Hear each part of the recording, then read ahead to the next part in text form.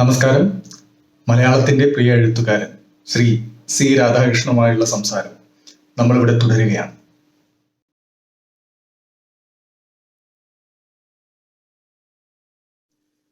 നമ്മുടെ സംസ്കാരത്തിന്റെയും പുരാണ ഇതിഹാസങ്ങളുടെയും ഒരു പ്രധാന കണ്ണിയാണ് അവതാരങ്ങൾ എന്നൊരു കൺസെപ്റ്റ്.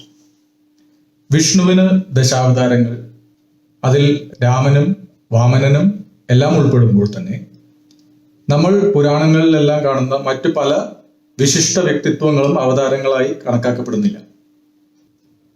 ഈ അവതാരം എന്ന ആശയത്തോടുള്ള താങ്കളുടെ വീക്ഷണം ഒന്ന് വിശദീകരിക്കാം. അവതാരങ്ങൾ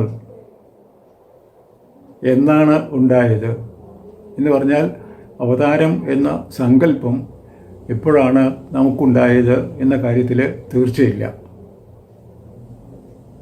ഭഗവത്ഗീതയിൽ അവതാരം എന്ന വാക്ക് ഉപയോഗിക്കുന്നില്ല, അവതാരങ്ങളെക്കുറിച്ച് പറയുന്നും ഇല്ല. അങ്ങയുടെ ഏതേത് രൂപങ്ങളിലാണ് അങ്ങയെ ധ്യാനിക്കാൻ എളുപ്പമായിട്ട് ഉള്ളത് എന്ന് അർജുനൻ ചോദിക്കുന്നുണ്ട് ഭഗവാനോട്, കൃഷ്ണനോട്. അദ്ദേഹം ഒരുപാട് ഉദാഹരണങ്ങൾ പറയുന്നുണ്ട്. അറ്റമില്ലാത്തത്ര ഉദാഹരണങ്ങളുണ്ട് അർജുന. അതൊക്കെ കേട്ടിട്ട് നിനക്ക് എന്താ പ്രയോജനം? ചുറ്റുവട്ടത്തൊക്കെ കാണാവുന്ന ഓർമ്മയിലുള്ള ചിലത് മാത്രം ഞാൻ പറയാം എന്ന് പറഞ്ഞിട്ട് പറയുന്ന ഉദാഹരണങ്ങളിലൊന്നും ഒരു അവതാര പുരുഷൻ ഇല്ല. വിഷ്ണു എന്നൊരാളെ ഓർക്കുന്നുണ്ട് ആ പറച്ചിലിൽ. പക്ഷേ അത് ഒരു അവതാരം എന്ന നിലയിലല്ല, ആദിത്യാനാം അഹം വിഷ്ണു എന്നാണ്. ആദിത്യന്മാരിൽ ഞാൻ വിഷ്ണുവാണ്, എന്നെ ഓർത്താൽ ധ്യാനിക്കാൻ എളുപ്പമുണ്ട്. ഈ വിഷ്ണു എന്ന് പറയുന്നത് അതിഥി എന്ന ഇടമുറിയാത്ത ആകാശത്തിൻ്റെ, മുറിവില്ലാത്ത അമ്മയുടെ, അതിഥി എന്ന വാക്കിന് അതാണ് അർത്ഥം. ആദ്യ സന്തതിയാണ്. അതായത് പ്രപഞ്ചം ഉണ്ടാകുമ്പോൾ ആ കേന്ദ്ര ബിന്ദുവിൽ നിന്ന് ആദ്യം ഉദിച്ച ആദിത്യനാണ് അത്. ആ ആദിത്യനെയാണ് വിഷ്ണു എന്ന് ഗീത വിളിക്കുന്നത്. വിഷ്ണു എന്ന ഒരു ഈശസങ്കല്പം ഇല്ല എന്നർത്ഥം. വിഷ്ണുവിൻ്റെ അവതാരങ്ങളും ഇല്ല.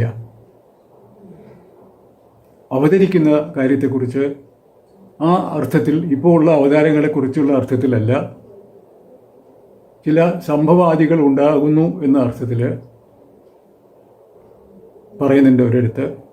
എല്ലാവർക്കും അറിയാവുന്നതുപോലെ യഥാ യഥാ ഹി ധർമ്മസ്യ ഗ്ലാനിർഭവതി ഭാരത അഭ്യുത്ഥാനമധർമ്മസ്യ തദാത്മാനം സൃജാമ്യഹം പരിത്രാണായ സാധൂനാം വിനാശായ ച ദുഷ്കൃതാം ധർമ്മ സംസ്ഥാപനാർത്ഥായ സംഭവാമി യുഗേ യുഗേ എന്ന്.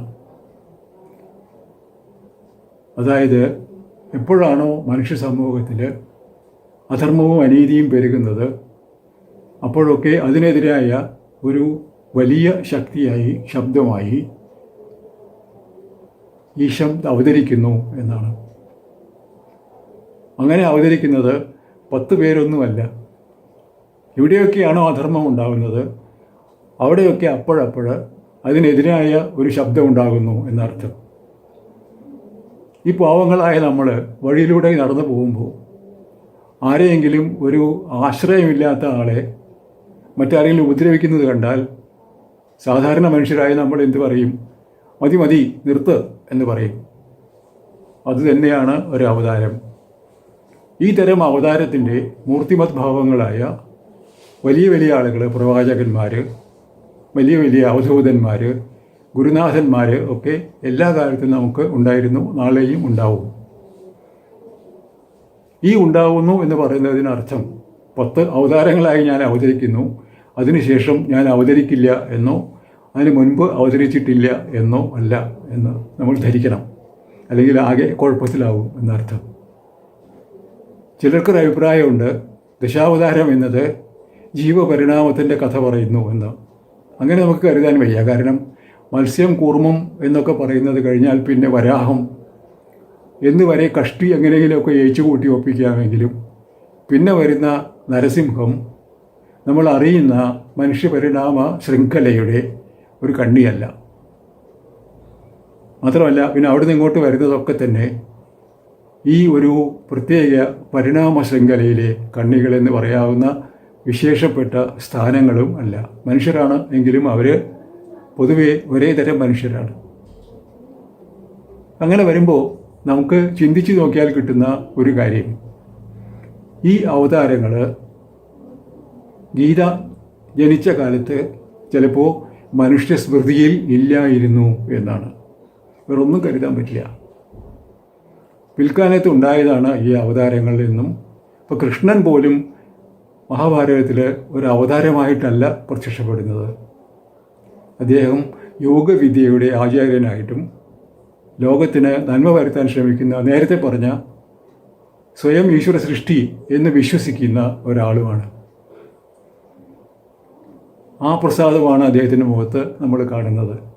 അതുകൊണ്ട് അവതാരങ്ങൾ എപ്പോൾ ഉണ്ടായി നമുക്കറിയാൻ വയ്യ, എന്തിനുണ്ടായി എന്നും നമുക്ക് അറിയാൻ വയ്യ.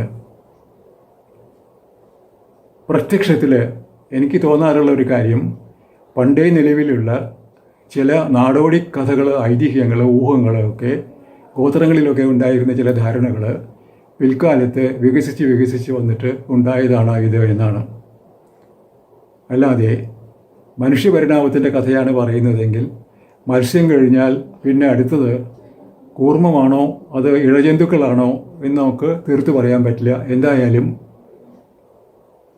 പിന്നെ വരുന്നത് വരാഹമല്ല, ഉഭയജീവികളാണ് എന്ന് നമുക്കറിയാം. മുതല, തവള എന്നൊക്കെ പറയുന്ന വെള്ളത്തിലും കരയിലും ജീവിക്കാവുന്ന ജീവികളാണ് തുടർന്നുണ്ടാവുന്ന പരിണാമജീവികൾ. അപ്പോൾ അത് നമുക്ക് തള്ളിക്കളയേണ്ടി വരും. അത് കഴിഞ്ഞാൽ പിന്നെ ഈ പ്രത്യേക രീതിയിൽ എന്തിനാണ്, എങ്ങനെയാണ് ഈ അവതാരങ്ങൾ ഉണ്ടായത് എന്ന ചോദ്യത്തിന് നമുക്ക് ഗീതയിൽ നിന്നോ അധ്യാത്മശാസ്ത്രത്തിൽ നിന്നോ മറുപടി ഇല്ല. ഭക്തിപ്രസ്ഥാന കാലത്തും അതിനുശേഷവും ഈ അവതാരങ്ങളെ ഈശ്വരഭക്തി ഉറപ്പിച്ചു നിർത്താനായിട്ട് വലിയ വലിയ കവീശ്വരന്മാരെ ഉപയോഗിച്ചിട്ടുണ്ട്. ഇവരൊക്കെ ഈശ്വരാവതാരങ്ങളാണ് എന്ന് പറയുകയും അവരോടുള്ള ഭക്തി വർദ്ധിച്ച് ഈശ്വരനിലേക്ക് മനുഷ്യനെ കൊണ്ടുപോകാം എന്ന് കരുതുകയും അവർ ചെയ്തു. കുറേയൊക്കെ നടന്നു കിട്ടുകയും ചെയ്തു ആ കാര്യം. രാമനായാലും കൃഷ്ണനായാലും പരശുരാമനായാലും ബലഭദ്രനായാലും കൽക്കിയായാലും നരസിംഹമായാലും ആരായാലും തന്നെ ദേവന്മാരുടെ രക്ഷയ്ക്ക് വേണ്ടി, അതാണ് അസുരന്മാരെ നശിപ്പിക്കാൻ വേണ്ടി, എതിർക്കുന്നവരെ കീഴൊതുക്കി അടിയാളന്മാരാക്കി സാമ്രാജ്യങ്ങൾ വികസിപ്പിക്കുന്നതിന് വേണ്ടി, രാജാധികാരത്തിനും ബ്രാഹ്മണാധികാരത്തിനും തമ്മിലുള്ള വഴക്ക് തീർക്കാനായി രാജാക്കന്മാരെ ഒരുപാട് വട്ടം സകുലം വധിക്കാൻ വേണ്ടി വന്ന ഒരു ബ്രാഹ്മണ ആചാര്യൻ്റെ പേരിലുള്ള അവതാരം. അങ്ങനെ ഒരുപാട് അവതാരങ്ങൾ പല രീതികളിൽ കഥാപുരുഷന്മാർ, പ്രമുഖരായ ആളുകളൊക്കെ ഉണ്ടായിട്ടുണ്ടാവാം. പലപ്പോഴും അവരെയൊക്കെ മുൻനിർത്തി നമ്മൾ ഈശ്വരൻ എന്ന ധാരണ വെച്ചിട്ട് അങ്ങനെ ഒരുപാട് കഥകൾ രചിക്കുകയുണ്ടായിട്ടുണ്ട്. അതുകൊണ്ട് അവതാരങ്ങളെ വിശ്വസിക്കണമെന്ന് ചോദിച്ചാൽ വേണമെങ്കിലാവാം. നല്ല കഥകളാണ്, നാടകീയ മുഹൂർത്തങ്ങളുണ്ട്, രസിച്ച് വായിക്കാം, വേണമെങ്കിൽ ഭജിക്കാം എന്നൊക്കെ ഉണ്ടെങ്കിലും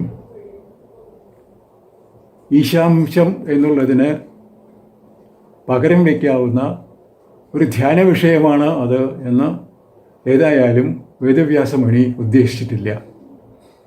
വേദവ്യാസമുനി അങ്ങനെ ഉദ്ദേശിച്ചിട്ടില്ലാത്തത് കൊണ്ട് അങ്ങനെ ഉദ്ദേശിക്കണം എന്ന് എനിക്ക് തോന്നുന്നും ഇല്ല.